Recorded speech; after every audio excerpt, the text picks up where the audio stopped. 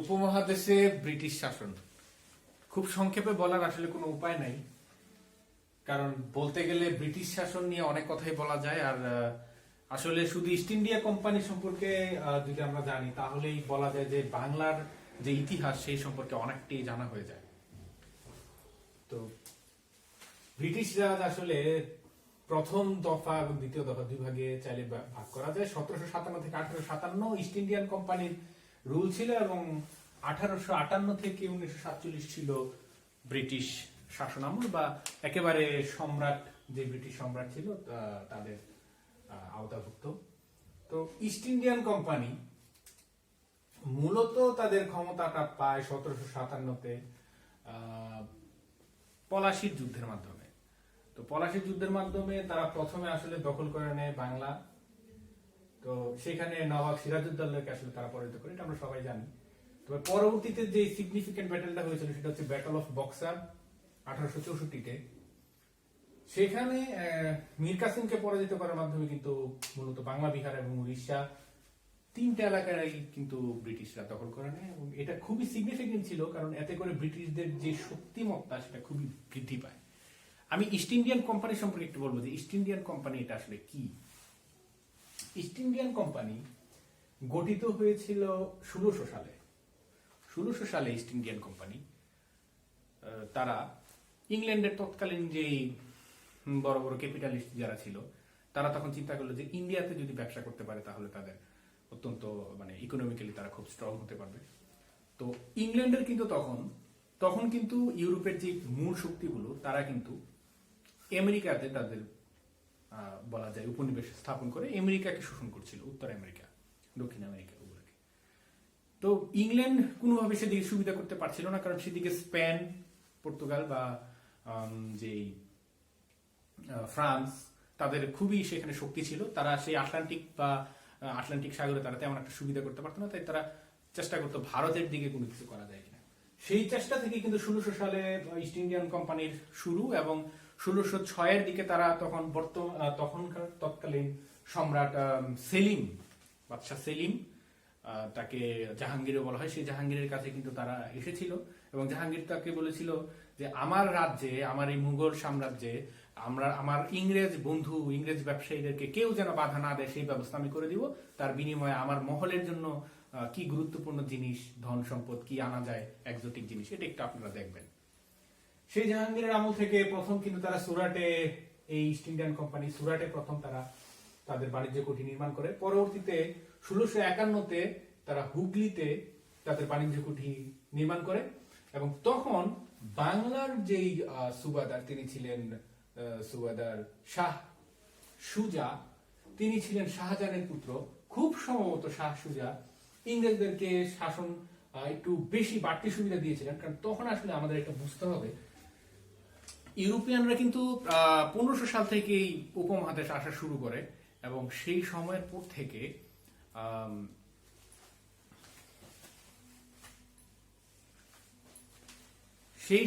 পর থেকে কিন্তু তখন দেখা যেত যে সেখানে দেশীয় যে রাজ্যগুলো ছিল আবার পাশাপাশি ইউরোপিয়ান কিছু শক্তিও সেখানে ছিল।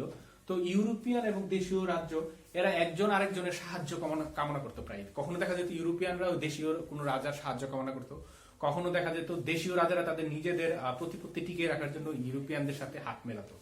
এই জিনিসটা কিন্তু আমরা পলাশির যুদ্ধ দেখেছি যে ওই ইউরোপিয়ানদের সাথে হাত মিলিয়েছিল মির্জাফর। অর্থাৎ এখানে এরকম একটা ব্যাপার করতো, অর্থাৎ যে একজন আরেকজনের সুবিধার জন্য দেখা যেত কি বাংলার বিভিন্ন রাজাই সেই ইউরোপিয়ানদের সাহায্য কামনা করত। তো এই ইস্ট ইন্ডিয়ান কোম্পানি কে হুগলিতে 1651 সালে শাহ সুজা তাকে বাড়তি সুবিধা দিয়েছিল। সম্ভবত শাহ সুজা ভেবেছিলেন যে এতে করে ইংরেজরা হয়তো তাকে তার বিপদের দিনে সাহায্য করতে পারে। এটা ভেবে আসলে তিনি সমগ্র বাংলায় বাণিজ্য করার অনুমতি দিয়েছিলেন। কিন্তু 1698-তে তারা কলকাতায় ফোর্ট উইলিয়াম দুর্গ নির্মাণ করে তার অনেক বছর পর, এবং তারা কলকাতা নামক যে শহর আমরা চিনি সেই শহরটা কিন্তু ঠিক সেই সময়টাতেই গড়ে ওঠে। পরবর্তী ইতিহাসের দিকে যদি আমরা যাই, যে আসলে ইস্ট ইন্ডিয়ান কোম্পানির উদ্দেশ্যটা কি ছিল, তাদের উদ্দেশ্য শুধু প্রফিট করা, ব্যবসা করা, প্রফিট করা। তো ব্যবসা করা, প্রফিট করা, এটাতে যখন তারা বাধা পাচ্ছিল তখন তারা চিন্তা করছিল যে আমরা রাজনীতিতে জড়িয়ে আমরা যদি রাজ্যের শাসন ব্যবস্থাকে যদি আমরা নিয়ন্ত্রণ করতে পারি, তাহলে আমাদের অন্যান্য যে ব্যাপার, যে চলাফেরা বা ব্যবসা করা, এটাতে আমাদের খুবই সুবিধা হবে। বন্দর ব্যবহার করা, ট্যাক্স দেওয়া, অনেক ব্যাপার স্যাপার থাকে, যেটা যদি যেহেতু কলকাতা তখন গুরুত্বপূর্ণ একটা বন্দর ছিল, তারা চিন্তা করলো যে এই এলাকাটা যদি আমরা দখল করে ফেলতে পারি বা এখানে যদি আমরা একটা পাপেট গভর্নমেন্ট বসাতে পারি, তাহলে আমাদের ব্যবসাতে খুবই সুবিধা হয়। তো সেখান থেকেই কিন্তু তাদের এই ধরনের আচরণ। পরবর্তীতে 1757-তে একদম তাদের এই শুরু হলো আগ্রাসন। সেখান থেকে তারপর বক্সারের যুদ্ধ হলো। তো এরপরে কিন্তু ইস্ট ইন্ডিয়ান কোম্পানির একটা শাসনকাল চলছিল এবং রবার্ট ক্লাইভ ছিলেন আসলে এর মূল হোতা।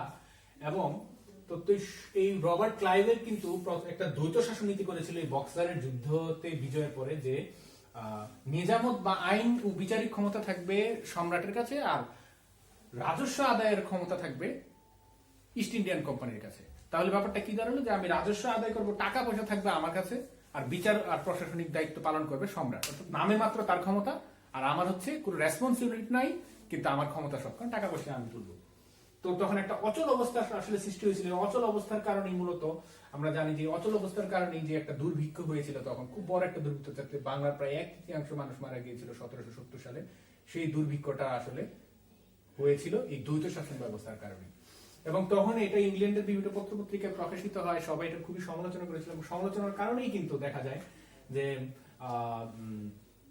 পরবর্তীতে ইস্ট ইন্ডিয়ান কোম্পানির যে ওখানে যে বাংলায় যে তাদের শাসন নীতি, সেখানে কিছু মোটামুটি একটা নিয়ন্ত্রণ করার চেষ্টা করেছে ইংল্যান্ডের তৎকালীন গভর্নমেন্ট।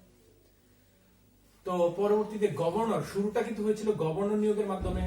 পরের এরাটা হচ্ছে গভর্নর জেনারেল এবং তারপর ব্রিটিশ রাজ 1858 থেকে। তার আগে প্রথমে ছিল গভর্নরের ক্ষেত্রে ওয়ারেন হেস্টিংস চালিয়েছে। ওয়ারেন হেস্টিংস এর যেই মূল ওয়ারেন হেস্টিংস প্রথমেই দ্বৈত শাসন ব্যবস্থা বাতিল করে এবং পাঁচশালা বন্দোবস্ত কিন্তু চালু করে। পাঁচশালা বন্দোবস্তটা কি? এটা হচ্ছে যে 5 বছরের জন্য একজনের কাছে জমিদারি ইজারা দেওয়া হবে, তিনি খাজনা তুলবেন এবং নিয়ম মাফিক একটা নির্দিষ্ট খাজনা কোম্পানির কোষাগারে তিনি জমা দিবেন। পরবর্তীতে লর্ড কর্নওয়ালিস যখন গভর্নর নিয়োগ প্রাপ্ত হন, তিনি কিন্তু ওই 5 শালা বন্দোবস্ত কি 10 শালা বন্দোবস্তে রূপান্তর করেন এবং এটাকে চিরস্থায়ী বন্দোবস্ত হিসাবে ঘোষণা দেন। 10 শালা বন্দোবস্ততে একটা সমস্যা হতো যে অনেক ক্ষেত্রে জমিদার যদি টাকা দিতে না পারতো, এই ক্ষেত্রে কোম্পানির ঘাটতি হতো যদি ঠিক মতো খাজনা পরিশোধ না করতো জমিদার। তাই যেই জমিদার খাজনা পরিশোধ করতে পারবে না, সেই জমিদারকে সূর্যাস্ত আইনে নিলামে তার জমিদারিত্ব নিলামে তুলে দেওয়া হতো। এতে যে সমস্যাটা হয়েছিল সেটা হচ্ছে তখন অনেক ধনাঢ্য কিছু পুঁজিপতি, ধনিক শ্রেণী, ব্যবসায়ী শ্রেণী, যারা হয়তো অত অভিজাত না কিন্তু ব্যবসা করে কিছু টাকা পয়সার মালিক হয়েছিল, তারা কিন্তু তাদের টাকার জোরে কিন্তু জমিদার আসলে শাসন ব্যবস্থায় কিন্তু যে কেউ আসতে পারে না। এটার একটা ওইরকম একটা অভিজাত বা ওই ধরনের তাদের যদি ক্ষমতা বা তাদের যদি যোগ্যতা না থাকে, সবাই কিন্তু শাসন করতে পারে না। তো দেখা যেত নব্য ধনিক শ্রেণী যারা, তারা তখন শাসন ব্যবস্থা আসতে শুরু করলো এবং এরা কিন্তু খুব বেশি প্রজাদের কথা চিন্তা করতো না, প্রজাদের সুবিধার কথা অসুবিধার কথা কিছু চিন্তা করতো না। তারা শুধু একটাই জিনিস বুঝতো, খাজনা দাও, খাজনা পরিশোধ করো। তো এই সমস্যাটা তখন খুবই একটা মাথা ব্যথার কারণ হওয়া যায় না। পরবর্তীতে লর্ড ওয়েলসলি তিনি কিন্তু ক্ষমতায় আসেন, তিনিও কিছু ব্যবস্থা নিয়েছিলেন। তো এখানে আমি বলবো উইলিয়াম বেন্টিং, পরবর্তীতে গভর্নর জেনারেল হিসেবে উইলিয়াম বেন্টিং, তার কিছু কাজ আছে যে ওয়েস্টার্ন এডুকেশন বা পাশ্চাত্য শিক্ষা ব্যবস্থায় তিনি অনেক গুরুত্বপূর্ণ অবদান রাখেন। এবং বেন্টিং এর সময় কিন্তু ইংলিশ মিডিয়াম চালু হয় পুরো ভারত মহাদেশে এবং নবাব আব্দুল লতিফ তিনি সর্বপ্রথম মুসলিমদের ইংরেজি শিক্ষার উপর খুবই জোর প্রদান করেন। পরবর্তীতে লর্ড ডালহৌসি, তিনি খুবই ইম্পর্টেন্ট। ডালহৌসি আসলে যেটা করেন সেটা হচ্ছে তিনি বিধবা বিবাহটা চালু করেন ঈশ্বরচন্দ্র বিদ্যাসাগরের সাহায্যে। ঈশ্বরচন্দ্র বিদ্যাসাগর তাকে এই ব্যাপারে খুব সাহায্য করেন। আর লর্ড বেন্টিং যেটা করেন সেটা হচ্ছে তিনি সতীদাহ প্রথাটা বিলীন করে দেন বা রহিত করে দেন এবং এই কাজে তাকে সাহায্য করেন রাজা রামমোহন রায়। অর্থাৎ আমরা বুঝতে পারি এই দুইজন খুব গুরুত্বপূর্ণ কিছু কাজ করেছিলেন।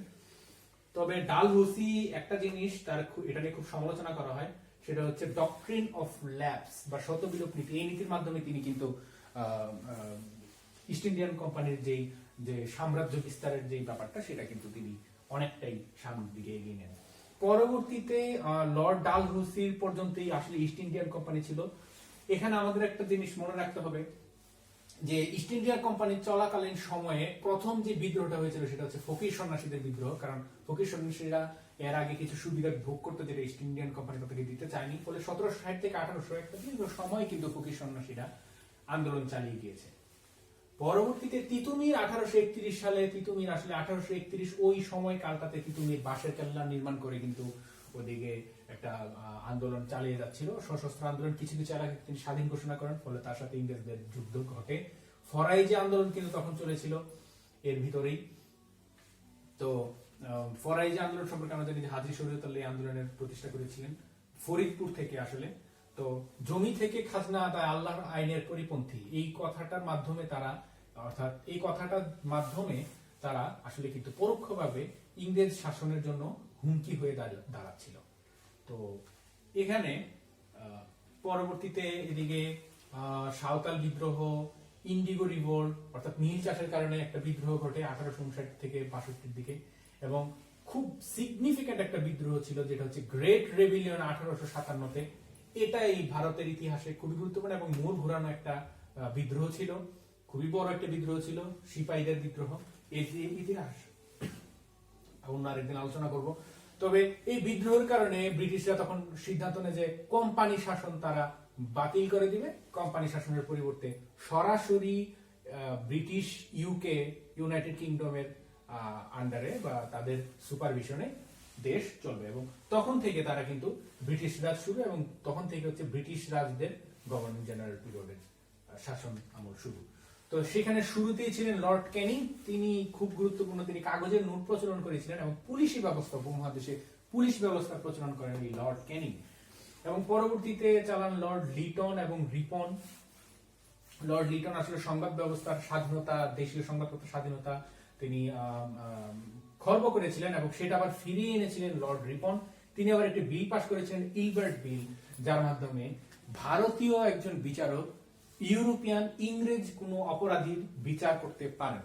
তবে এর জন্য ইংল্যান্ডে তিনি ব্যাপক সমালোচিত হয়েছিলেন, তবে দেশীয় আমাদের ইন্ডিয়ানদের মধ্যে তিনি খুবই আলোচিত হয়েছিলেন। এই কারণে পরবর্তী খুব গুরুত্বপূর্ণ একজন শাসক লর্ড কার্জন, তিনি কিন্তু আমরা জানি বঙ্গভঙ্গের জন্য তিনি দায়ী। বঙ্গভঙ্গটা তিনি তার মাথা থেকে এসেছে এবং তিনি করেছিলেন শাসনের সুবিধার্থে। বঙ্গভঙ্গ নিয়ে আমি একটু কথা বলবো একটু পরে।